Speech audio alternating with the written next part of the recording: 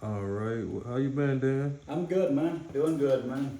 All right. Staying out of trouble, staying above the water level, you know. Yes, sir.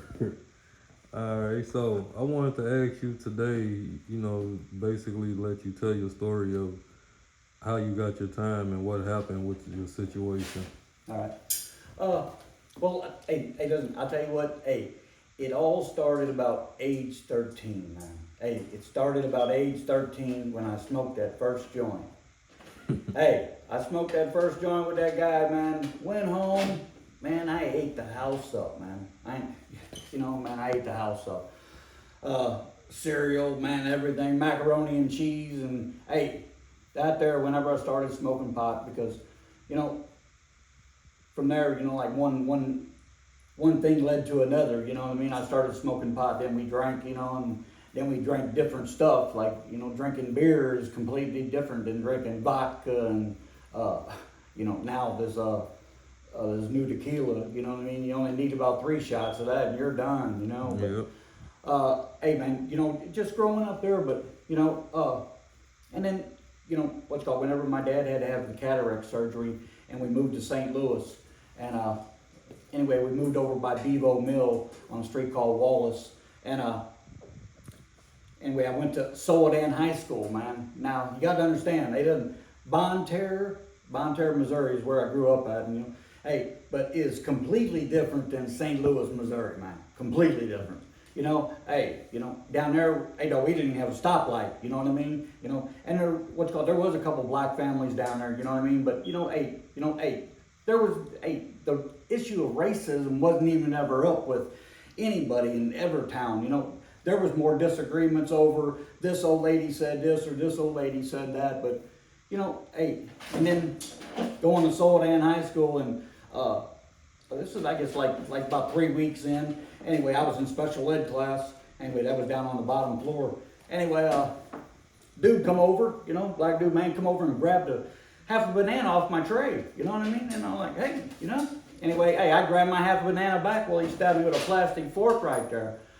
And I was just like, golly, And then, anyway, I went to the principal's office, and hey, I was all country. Anyway, they sent me to Southwest School down off Kings Highway in Arsenal, and hey, man, that there was a total different, because it wasn't only, just black people, you know what I mean? But hey, listen, just other things, you know what I'm saying? Like people with green hair, you know what I mean? I'd be like, fuck, hey, no, this hair is off the chain, man, for real.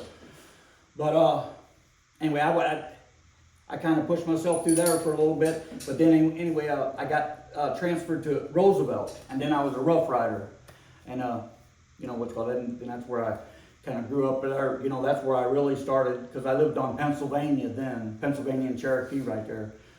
I lived at 3639. Anyway, I lived between Miami and Winnebago down there. Now, hey, it was like a total different thing, because like my house in Bonne Terre, hey, another house is, hey, you can see it, but you can't get to it real close. You know what I'm saying? You don't want to go over in wet socks. You know what I'm saying? It ain't that close, but here in St. Louis, man, hey, listen, the houses are all close together and everything.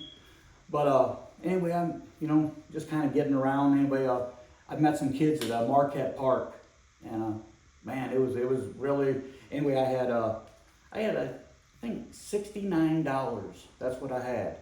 And anyway, I had it all turned into bills, but it wasn't changed for a long time, because I used to carry around my money.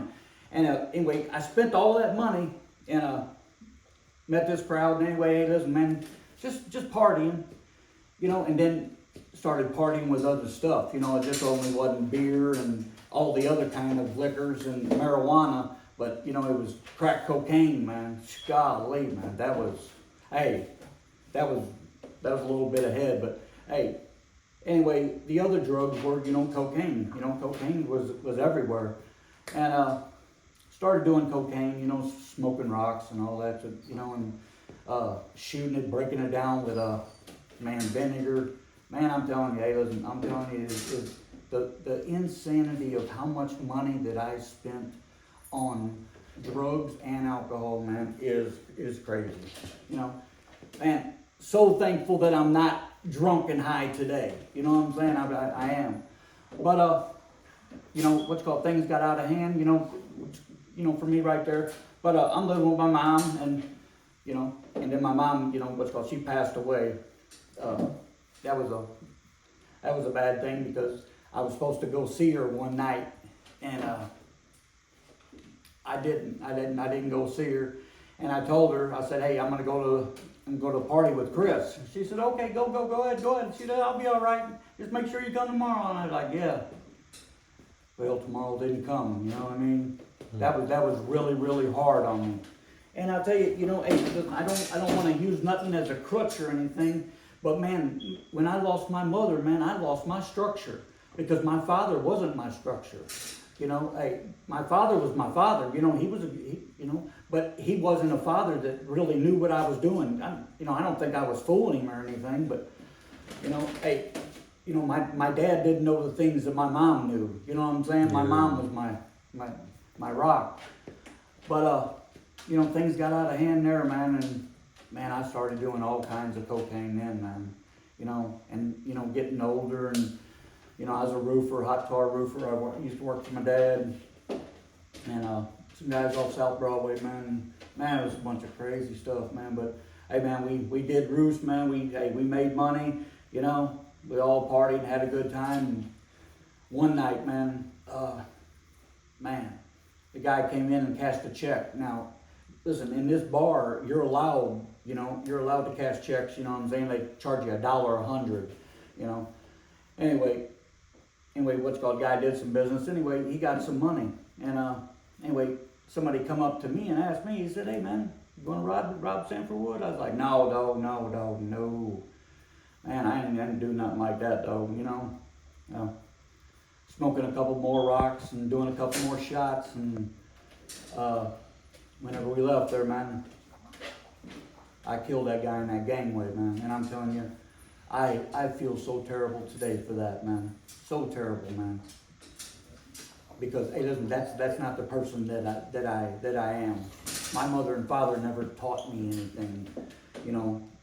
They they didn't teach me to be mean or anything like that. My dad did get me into a boxing club, but hey, listen, it wasn't nothing mean nothing. Hey, my father and mother never taught me to be mean to anybody. But anyway, I went on the run. I went to California, and man, I thought I was a top of the world, man. You know what I mean? But I wasn't. I was stealing from stores, and oh man, hey, it just wasn't good. You know what I mean? Still drug using. You know what I mean? And then came back to St. Louis, and I hate to say it, but man, I was ready to tap out, because I couldn't even go anywhere in St. Louis now. After I came back from California, man, them detectives, man, they were all over me, man. I would just miss them, or they would be right there, or man, hey, I'm telling you, I was in some spots where I seen them, and I don't know how they didn't know. But then I went to prison, man. I snatched 2 30s. I snatched 30 for 2nd degree murder and 30 for 1st degree robbery. And I got both my 30s run in together, and man, that was a blessing there, man. You know what I mean? But that there, man, was a whole experience right there, man. Because hey, man, prison was, it was like my first day there, man. Hey, because I came from city jail. You know what I mean? I knew some people, and I knew some people that was gonna go there, and I know some people that was waiting, but hey, I never thought I would be there, because hey, it's kind of crazy. I went to that prison on a Scared Straight program whenever I was a child. Yeah, very, very. And I end up right there working right up anyway, whenever you come out there through the control center, you got the chapel, education right there, 3 house right there, you got 4 house right there, and what's called 1 and 2 houses right there up above and below you right here.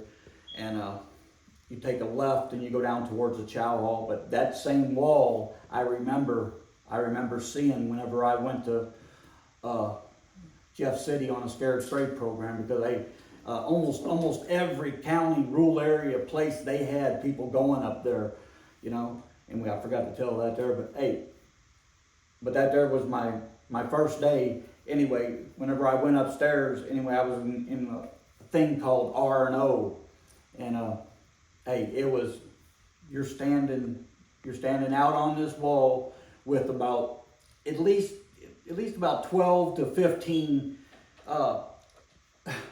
black guys, white guys, Korean, Chinese guys. Hey, listen, hey, it don't, all naked waiting to see Dr. Goldfinger. Hey, that was an experience that was absolutely terrible, man, for real. Hey, the guy changed the gloves so fast, just like that. Hey, hey, listen, people, and I'm gonna tell you, hey, listen, people, people that know that's been there through that, they know that about Dr. Goldfinger.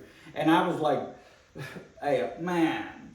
But anyway, went from there and then upstairs, you know, and then what's called some guys come up, and it was a couple days later than that there. So, matter of fact, some guys that knew my sister's old man's brother. Anyway, his name was Chino, and he got stabbed back in the old prison. Before I got there. Anyway, his name was Chiz. Yeah, his name was Chiz. Yeah. Anyway, the guys that come up to me and introduced me to him, introduced me to him whenever we was out there, was my sister's old man. Anyway, John. But hey, that there was another trip. It's just like, you know, like you don't ever think that you're gonna be, you know, around people that know, you know, the situation, and, you know, like really what happened about situations. But anyway, I get there, and we get up there, and then anyway, these guys here come around, and they're like, hey man, you're gonna go to 3 House and this stuff here. Anyway, you know, like your classification and everything. And hey man, that there, like my first night in prison, man. Hey, me and another guy, his name was Ed White. I think he's still locked up, man. I think he's still locked up. But man, hey, listen, me and him was in the cell. Hey, and we got a can of chili and 2 soups.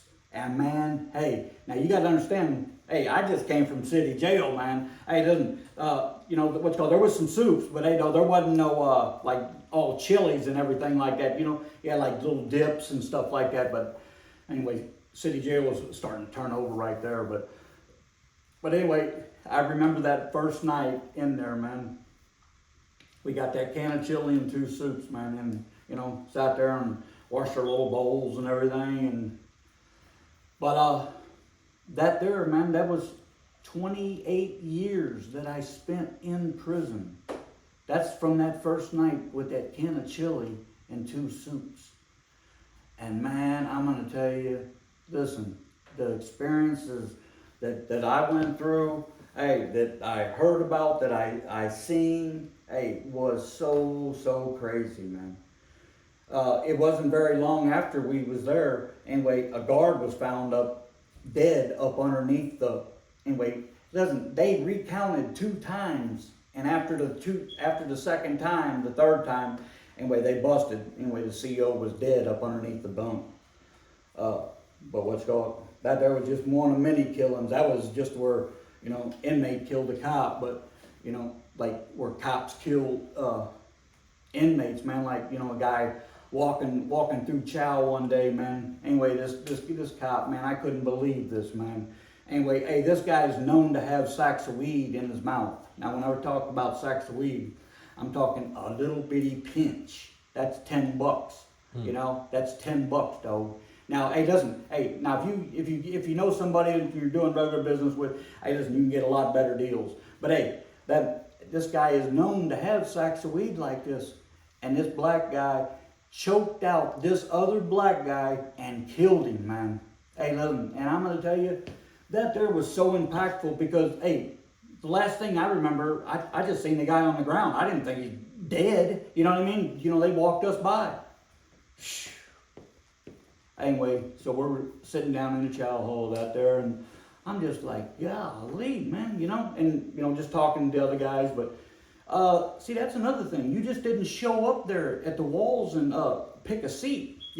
Anyway, as soon as you come into chow hall, hey, listen, you got a left line and you got a right line, and everybody knows it, and this is the way it was. Hey, the left line was the black guys, and and the right line was the white guys, Mexicans, but other black guys. But you could say it was like more like a white and black, because whenever you got into the chow hall, you come into the chow hall, and the chow hall on the right hand side, that's looking over the river right there.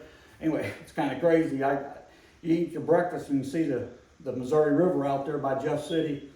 But and then the left side is the black guys. So if we ever got a deal that hey, me and another guy got to do, another black guy, or just who's ever over there, because hey, listen, it did get to the point where like some white guys were over there, but you know what I mean, there was different reasons for that, you know what I mean? Most of the time they was punks, you know what I'm saying? But anyway, hey, just going through that there, the chow hall, it was just so crazy, man. But and then you get in, and one of my first jobs that I had was working in a soap factory. Making hand soap, liquid soap, and like bleach. You know what I mean? And really, all I think we did is we just cut real bleach. I don't think we made no bleach, but I think we just cut real bleach. But anyway, they called it a chemical called 7.5. That's what they would call it. But anyway, what's called just doing like time there, and hey, man, hey, listen, I remember there was like in 1993 there was like an eclipse. Anyway, because we got the welding helmets out of the welding shop. The welding helmets that you can look at the eclipse with. And hey, listen, that there was my first eclipse, and just like the other day, we just did this one here, but man, hey, that was an experience right there that I never seen, and I thought that was just like nothing, but now, I seen the other day, and the confusion, like on 55 highway, and it was crazy, but, hey, listen, just doing time, man. Anyway, I got a job making license plates, and that was called embossing. You got tap and die set, you know what I mean, and you start out like OXI 0, 1, 2, you know what I mean, and you go up, and then you're always just kind of, removing the same die ain't gonna be in the machine ever together because of the way that you do it, but that was making license plates, man. Anyway, that was I guess about 1993, 1994, 1993, whenever the flood was real bad up there. Well, man, hey, listen, just hey, listen, just doing the time. But anyway,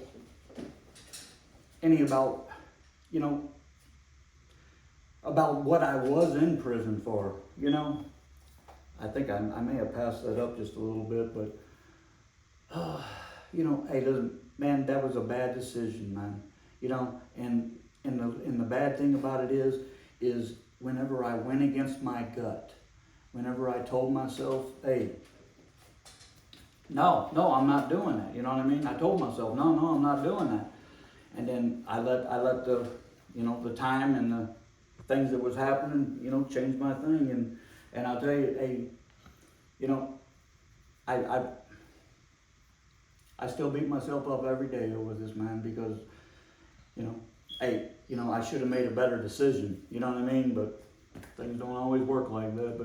But anyway, just talking more about prison, the way, you know what I mean, the hustling and everything, and because hey, anything in prison, just like Shawshank Redemption, man. Hey, man, it is like that. Anything that you want, man, and listen, hey, a couple soups is going to be a lot different than a Marilyn Monroe poster. You know what I mean? People ain't looking for that. You know what I mean? But just hey, but just being in prison and years and years, and then I got my GED. That's where I think I started feeling something for myself. because anyway, I guess it was about a year before that. Anyway, Mr. James, he asked me, he says, hey, when are you going to be done messing around? And, and this is in Potosi Correctional Center. He said, when are you going to be done messing around, spitting spit wads and, messing around? Tomorrow. And I did. I came in and I started and I got my GED. And I tell you what, I was proud of it. Just like some of the things that happened, just like there was an apostrophe after the word fathers. All the way. I said, hey, whoa, I got a mistake here, He's like, what? I said, hey, how can you expect me, and I'm going all out here. I'm arguing with this teacher about why this school book's wrong here, Mr. James, and I don't know if it was just me trying to be rebellious or what, but he corrected me good, man. He says, you know what? He says, that's more than one father's. I was like, oh, man, I didn't know that, but hey, me and my ways. But I think that's what kind of helped me, start getting my stuff. And hey, man, whenever I went over and took my GED test on a Saturday morning, 10 o'clock, and I was done about 11:30. Hey, man, I didn't know if I passed it right then or not, and I got a notice, man. Hey, that was rough. I had my celly open it up, and I passed it. I passed it by 3 points. I got a 253. Hey, man, I was just like, golly. But anyway, I sent everybody GED things, but man, hey, listen, I think that's really where I started, for once in my life that I really started thinking for myself and everything. And, man, went to Potosi Correctional Center, met excellent people, man. Hog Roberts, man, wonderful guy, man. Hey, state of Missouri executed him, man, and I'm just like, what's the difference in what he did and what you guys are doing to him? That was really my first friend, what's called. Anyway, whenever I got to Potosi, that night they was executing somebody. Anyway, they was shocked that somebody was being transferred because they're locked down a day prior to executions back then, Anyway, that's when man, that there was the opening of the eye there, like, hey, man, some guys, they come back, they'll get a stay, A lot of them don't come back, and listen, we know whenever it happens because it doesn't, the COs, because COs kind of bond with a person to a certain degree, I'm not saying, everybody brings you in anything you want, some of the best CEOs are the people that never brought me a nothing, a sugar packet, but anyway, that there is really where the rubber met the road there, where I was like, golly, man. And and like I said, 28 years, and then I get towards the end of my bid about, I guess, the last 8 years. And man, I'm in Jeff City. Anyway, I was in a program called ITC, Intense Therapeutic Community. Man, crazy program. They have no talk situations. Anything is a rule. You're breaking a rule. But hey, listen, it's just rough, man. But anyway, I went to a program up there in the gym, and it was professional football players. And man, I got all these baggies. Hey, because I'm going up here to get pizza. Hey, listen, this place is known to have pizza, cupcakes, and all good pastries. So I'm gonna pack this bag. Hey, I got all kinds of bags. And don't listen, I can, and man, something weird happened, man. Something weird. I got saved that day. I got saved. I sat there and I got ministered to by a guy named Joe E. And listen, he couldn't even hardly write his name very good, man. It was impactful, man. Man, he doesn't. And then he signed his name, and I left. And you know what? I left, and I didn't have a baggie. I didn't have nothing. I didn't even eat I think I ate a little bit of stuff myself, but I didn't pack, and I don't even know where the bags went. Anyway, I get back to the house, and everybody's like, hey, Gross, hey, man, let me get that. I'm like, hey, dog, I didn't get nothing. He said, man, where? And then, you got the guys like, hey, where's my bag at? This guy probably had his bag for 12 years, a Ziploc bag, because, you don't get them. So whenever you find one of them, hey, that's like cooler, you know what I mean? You can put your food and your meat and everything, whatever. But hey, your wine, you cook a bag of wine in, a Ziploc bag. But, man, that there was, hey, and then like to see, the things that happen, man, man, hey, being involved in race riots, hey, and I'm talking about, man, it was for real, all out brawl. Anybody on that,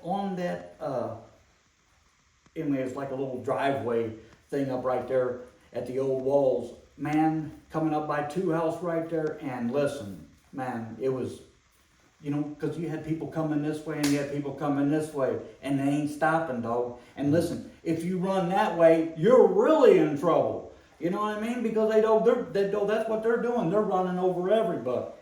Man, it was crazy. It was crazy, man.